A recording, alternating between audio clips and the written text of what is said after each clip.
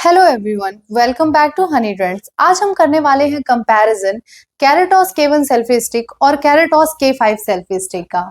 तो चलिए आइए देखते हैं कि क्या डिफरेंस है इन दोनों सेल्फी स्टिक्स में।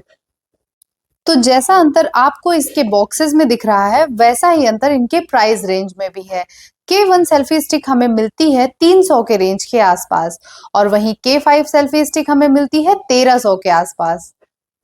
दोनों ही सेल्फी स्टिक सेम ब्रांड्स की हैं और दोनों ही सेल्फी स्टिक को एज अ ट्राइपॉड भी यूज किया जा सकता है। तो जैसा कि हम ये जानते हैं कि दोनों के यूज केस तो एक जैसे हैं, बट आइए देखते हैं कि इसके प्राइस में इतना बड़ा अंतर होने के बाद इनकी बिल्ड क्वालिटी और इनके फंक्शंस में क्या अंतर है। तो आइए देखते हैं कि हमें बॉक्स के अंदर क्या मिलता है। सबसे पहले देखते हैं K1 सेल्फी स्टिक के। तो इस बॉक्स के अंदर हमें डायरेक्ट ही एक सेल्फी स्टिक मिलती है, वहीं पे हमें K5 सेल्फी स्टिक के बॉक्स के अंदर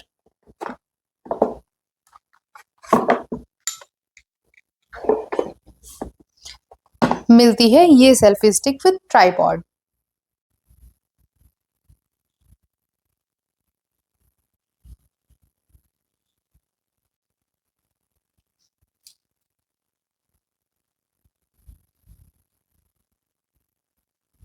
जैसा कि हम देख सकते हैं कि फर्स्ट लुक में ही इनकी बिल्ड क्वालिटीज में काफी बड़ा डिफरेंस देखने को मिलता है।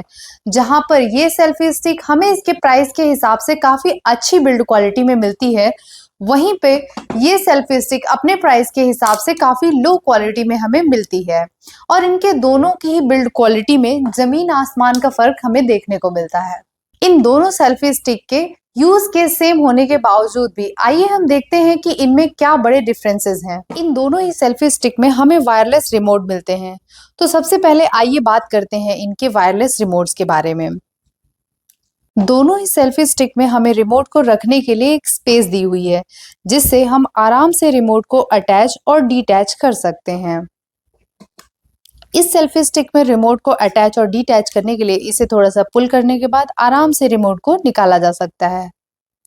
सबसे पहले हम देखते हैं दोनों ही रिमोट्स की बिल्ड क्वालिटी के बारे में, जहां पे हमें K1 सेल्फी स्टिक का रिमोट कुछ इस टाइप से देखने को मिलता है। इसकी ओवरऑल बॉडी प्लास्टिक की बनी हुई है, वहीं पे दूसरी तरफ K5 सेल्फी स्टिक के रिमोट में हमें कुछ इस तरह का लुक मिलता है। इसकी ओवरऑल बॉडी स्टील की बनी हुई है और सामने हमें प्लास्टिक का मटेरियल यूज हुआ दिखता है। इस पे एक बटन मिलती है, उसके साथ एक लाइट मिलती है। दोनों ही रिमोट में हमें एक एक बटन और एक इंडिकेटर लाइट मिलती है। दोनों ही रिमोट में बिल्ड क्वालिटी के अलावा एक और बहुत बड़ा मेजर डिफरेंस है, वो है इनकी बैटरीज में। K1 के रिमोट में एक रिमूवेबल बैटरी लगती है, जिससे ये रिमोट ऑपरेट होता है। इस रिमोट की बैटरी खत्म हो जाने के बाद आपको मार्केट से नई बैटरी लेके इसके अंदर डालनी पड़ेगी। इसकी बैटरी रिचार्जेबल नहीं है। वहीं K5 के रिमोट में हमें मिलती है रिचार्जेबल बैटरी। यहाँ पे हमें एक टाइप सी पोर्ट देखने को मिलता है, जिससे हम किसी भी चार्जर की मदद से इस रिमोट को आसानी से चार्ज करके यूज कर सकते हैं। इन दोनों ही रिमोट की फंक्शनिंग काफी सेम है। इसमें दिए हुए एक बटन को देर तक प्रेस करने पर ये रिमोट पेयरिंग मोड में चला जाता है और उसके बाद आप अपने फोन को इससे कनेक्ट करके सिंगल प्रेस करके फोटोज या वीडियोस को क्लिक कर सकते हैं और रिमोट में दी हुई इन बटन को ही लॉन्ग प्रेस करके हम रिमोट को ऑफ कर सकते हैं। दोनों ही सेल्फी स्टिक की बिल्ड क्वालिटी के बारे में डिटेल में डिस्कशन करते हुए इस वीडियो को आगे बढ़ाते हैं। जैसा कि हम देख सकते हैं कि प्राइस के अकॉर्डिंग दोनों के फोन होल्डर के बिल्ड क्वालिटी में काफी ज्यादा डिफरेंस है। सेल्फी स्टिक में हमें वर्टिकली रोटेशन मिलता है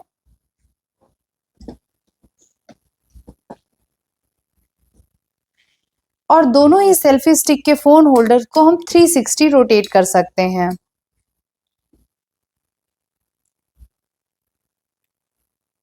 लेकिन K5 का जो रोटेशन है वो K1 के कंपैरिजन काफी स्मूथ है।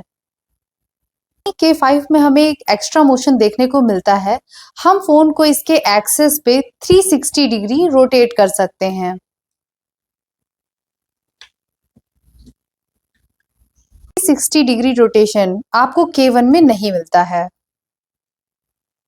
K1 सेल्फी स्टिक में हमें मिलते हैं 3 लेग्स और K5 सेल्फी स्टिक में मिलते हैं हमें 4 लेग्स। और K1 और K5 के लेग स्प्रेड होने के साइज में भी काफी डिफरेंस है, जहां हम देखते हैं कि K1 सेल्फी स्टिक के लेग्स में लगभग हमें 6 इंच का डिफरेंस देखने को मिलता है। वहीं K5 में हमें लगभग 12 इंच का वाइड लेग देखने को मिलता है। हालांकि दिए हुए मैक्सिमम साइज के साथ हम इसके लेग के साइज को एडजस्ट कर सकते हैं। ये फीचर दोनों ही लेग्स में अवेलेबल है। इन दोनों सेल्फी स्टिक में हमें एक और बड़ा मेजर डिफरेंस देखने को मिलता है। जहां पे K1 selfie stick as it is काम करती है, वहीं पे K5 सेल्फी स्टिक में इसका फोन होल्डर रिमूव करके हम यहाँ पर DSLR या रिंग लाइट लगाने का स्टैंड भी लगा सकते हैं। यहाँ पर मैं आपको K5 के फोन होल्डर को डिटैच करके दिखाती हूँ। फोन होल्डर की जगह पर आप इस स्टैंड में रिंग लाइट होल्डर या DSLR होल्डर भी लगा सकते हैं। तो आइए अब हम आगे दोनों ही प्रोडक्ट्स की मैक्सिमम एक्सपेंडेबल हाइट को देखते हैं। जैसा कि हम देख सकते हैं कि दोनों की ये मैक्सिमम हाइट है।